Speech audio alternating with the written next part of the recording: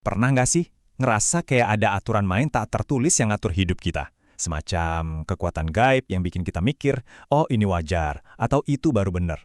Nah, hari ini kita bakal coba kasih nama ke kekuatan itu, dan kita bongkar cara kerjanya. Coba deh pikirin, kenapa ya kerja jam 9 pagi sampai jam 5 sore itu rasanya normal banget? Tapi begitu ada ide kerja 4 hari seminggu, kok langsung dianggap radikal?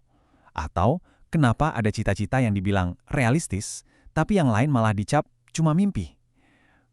Kayaknya ada sesuatu yang bermain di balik layar nih. Eits, tenang dulu. Ini bukan soal teori konspirasi aneh-aneh. Ini tuh konsep beneran dalam ilmu sosial. Konsep yang ngejelasin gimana tatanan masyarakat bisa bertahan. Bukan karena ada tank di jalanan, tapi karena ada ide-ide yang ditanamkan langsung di kepala kita. Nah, nama dari kekuatan tak kasat mata itu adalah hegemoni. Kedengarannya mungkin agak ribet ya, kayak istilah kampus. Tapi intinya sebetulnya simpel banget. Ini adalah cara kekuasaan bekerja justru saat kita nggak sadar kalau kita lagi dikuasai. Oke, buang jauh-jauh bayangan soal paksaan pakai todongan senjata.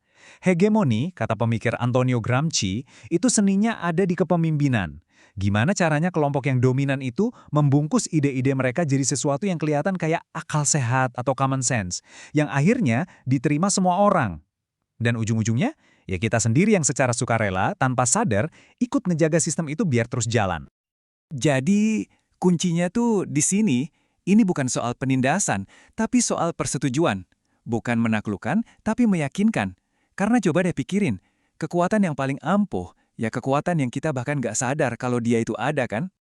Oke, pertanyaannya sekarang, gimana sih proses meyakinkan yang nggak kelihatan ini beneran bekerja di kehidupan nyata? Gini deh, buat megang kekuasaan itu ada dua cara. Cara pertama, ya cara klasik, pakai paksaan, kerahin tentara, pakai hukum yang keras. Tapi, hegemoni ini jauh lebih cerdik. Dia nggak main kasar. Dia masuknya lewat sekolah, lewat media, lewat budaya, buat ngebangun yang namanya persetujuan. Jadi akhirnya, dia itu nggak maksa kita, tapi justru bikin kita menginginkan apa yang mereka inginkan. Nah, itu dia. Prosesnya itu biasanya lewat beberapa tahap. Tahap awal, kalau ada yang melawan, ya bisa aja dibungkam pakai cara paksa. Tapi setelah itu, masuk ke tahap yang lebih penting. Para ahli, para intelektual, media mulai ngebentuk cara kita mikir. Dan puncaknya, ide-ide yang dominan itu jadi terasa normal banget. Saking normalnya, kita sampai susah ngebayangin kalau ada cara hidup atau dunia lain yang berbeda. Konsepnya masih kedengaran abstrak ya. Oke, kalau gitu, ayo kita lihat gimana hegemoni ini muncul di sesuatu yang kita semua suka. Cerita atau novel. Kita ambil contoh dari novel populer karya Terelie.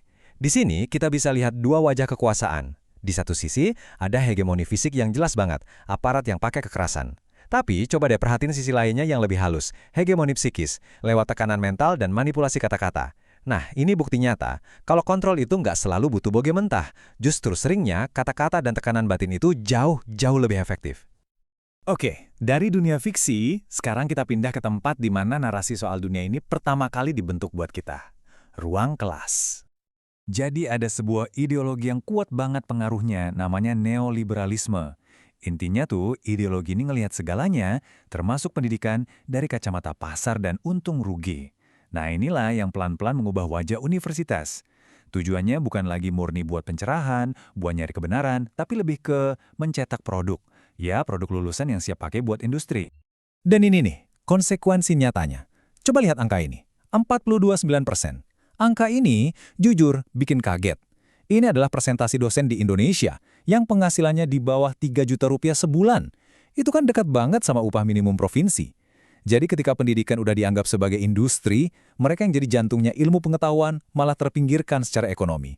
Ironis kan?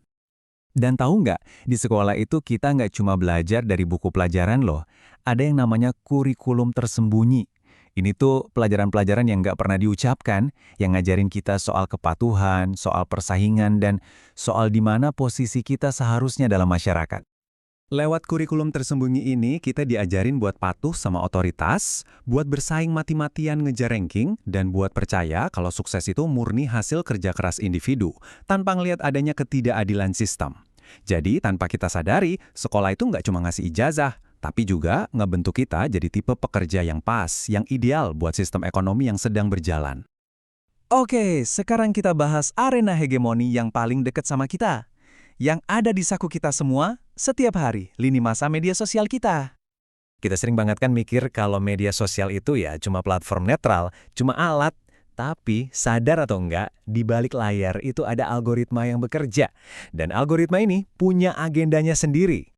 Tujuan utama si algoritma itu bukan buat bikin kita pinter atau dapat banyak perspektif. Bukan, tujuannya satu, nahan perhatian kita selama mungkin di platform itu.